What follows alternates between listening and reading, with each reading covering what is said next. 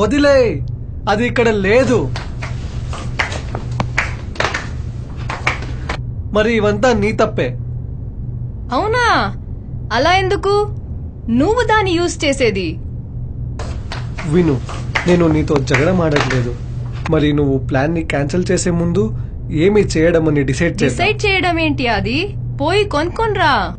No, ఏమంటే ఈ ఒక్కసారి ఎక్సెప్షన్ చేద్దాం, వేరే ట్రై చేద్దాం, కొంచెం వేరే ఎమోషన్స్ తెద్దాం, రూల్స్ బ్రేక్ చేద్దాం, ఎప్పుడో ఒక తూరి. ఏమంటావ్? వద్దు.